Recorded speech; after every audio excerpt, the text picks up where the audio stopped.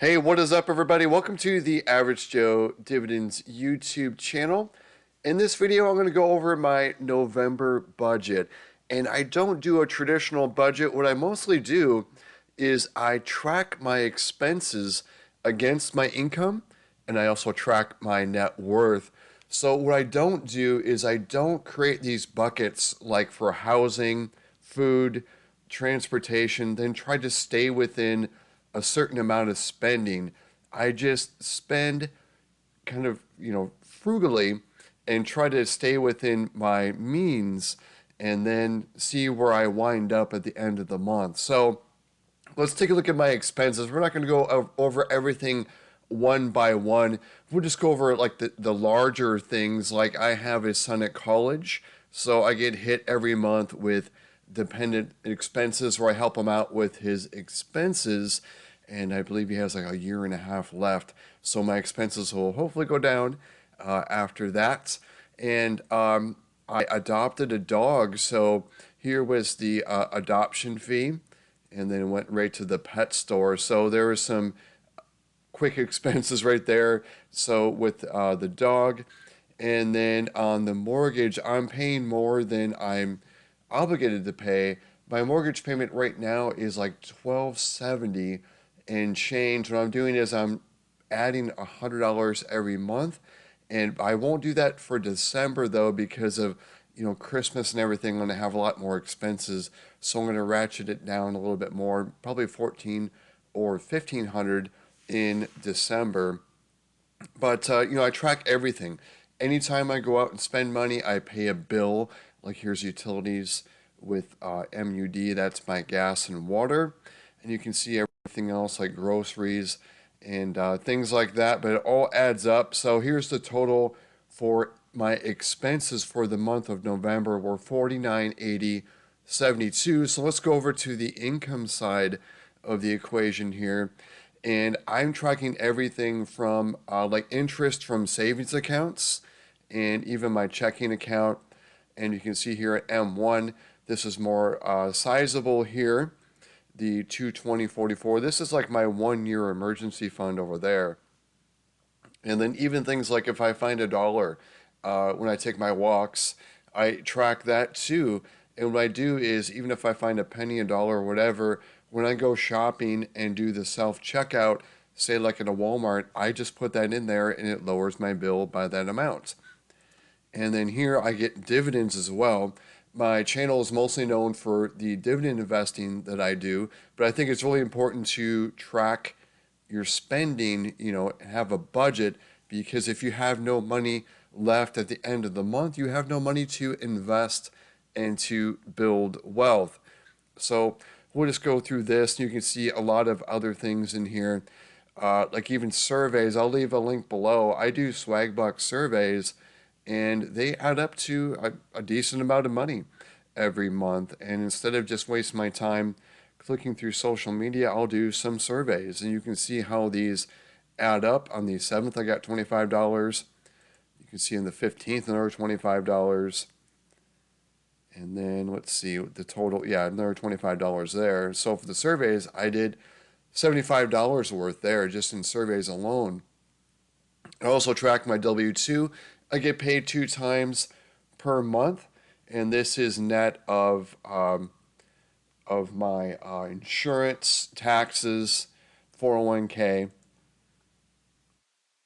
We'll scroll down here. We'll see what else. Yeah, so there's more found money. I found a whole 12 cents, but this all adds up. So my income from all sources, and that's from interest, dividends, finding money, surveys, things like that, was $6,845.21. And of that, the W-2 was $56.99.56, and then the dividends was $671.98. And what I do with the dividends is I reinvest it back into the stock. So like Caterpillar paid me $7.84. So I took that $7.84 and bought more fractional shares of Caterpillar. And that's the same with everything else where you see a dividend like Verizon that was more substantial, the 59.88, that bought more than one share of Verizon, because I think Verizon's just over $40. So it bought over a share there, and some of these others like PNC, that was just fractional shares, but it increases the dividend from the next time that it pays. Like Verizon, it pays quarterly. And then others like O Realty, that pays every month. You can see I got 1317, and then BlackRock 495.85. I get that every month, and it keeps going up because what I do is, again, I reinvest those dividends. So the next month it's going to be close to $500 with that dividend reinvestment. We'll take a look at the interest. Total interest from savings and checking was $347.29. Again, the survey is $75. Facebook, I didn't sell anything on Facebook Marketplace. And then YouTube, I didn't have enough money from YouTube to have, they have a $100 threshold. And I don't really make a whole lot from YouTube. It's mostly to just help you guys out and give you guys inspiration. I could build the channel more and put myself on video and actually do a much better job producing these videos. I just don't have time with my career. And also I'm a part-time musician as well. I just don't have the time. And here is the W-2 gap. So that's taking my W-2 and subtracting out expenses. So you can see the gap was $718.84. When I add in the interest, surveys, Facebook, and YouTube income, it was $1,141.13. I don't count the dividends in that because, again, I reinvest that back into those stocks. It technically doesn't really go into my hands. At this point, my strategy is to keep trying to grow the dividends. So the next time that these pay, like Starbucks and all the rest, except for the 2 monthly payers, they're going to pay 3 months from now in February. So let's go on over to the pie chart, and we can see where my money is going. Most of it is going to housing, and then the miscellaneous, and I put in my son's expenses. That's in miscellaneous. That's what kind of pushes that bucket up so much. And then the pet expenses went way high with the adoption of a new dog, and hopefully they'll be a little bit lower for next month.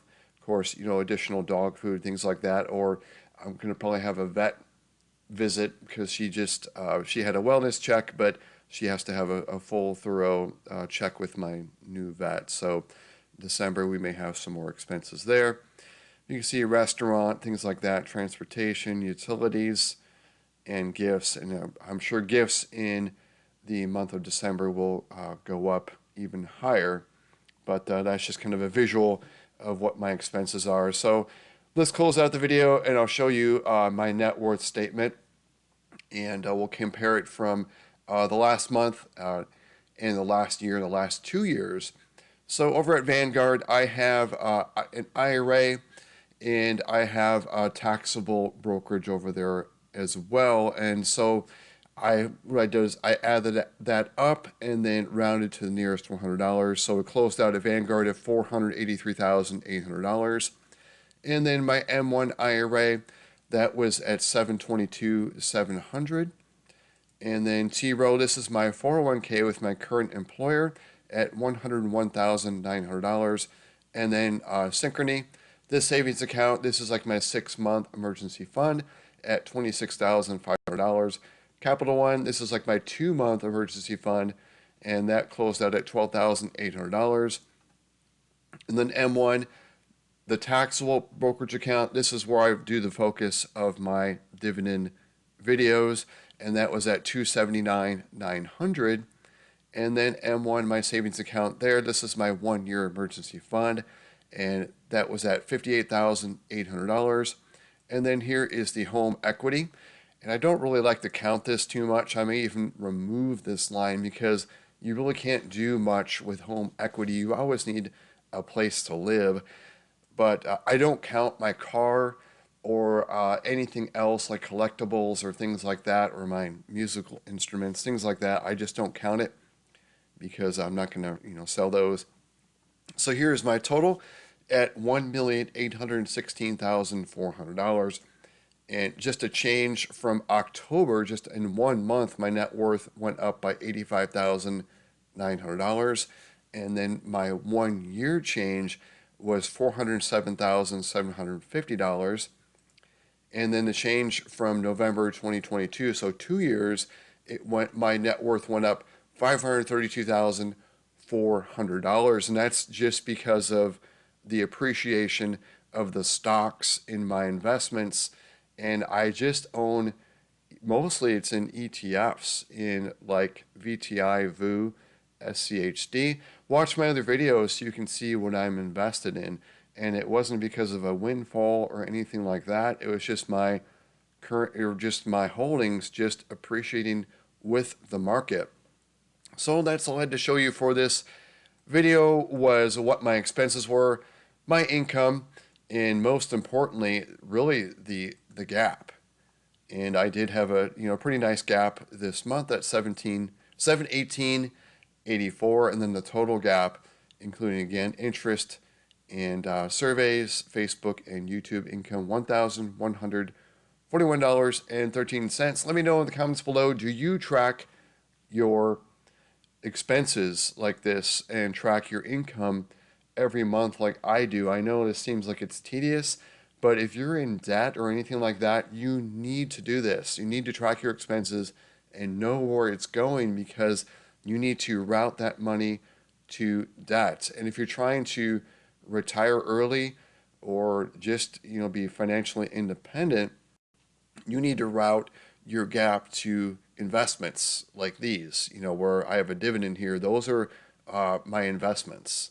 So thanks again, everybody, for sticking to the end of the video. If you got value from the video, please click the like button. Also subscribe so you do not miss future videos. On Thursday or Friday, I will do another buy video for my dividend portfolio, and that's for this over here, this line item, the 279.9. You'll see what's in my M1 taxable stock brokerage account. And what I'll do is I'll deposit $100 and I'll pick 5 different stocks to put $20 into each of those. And we'll see what that does to my dividend income going forward. So thanks again, everybody. I hope you have a great day.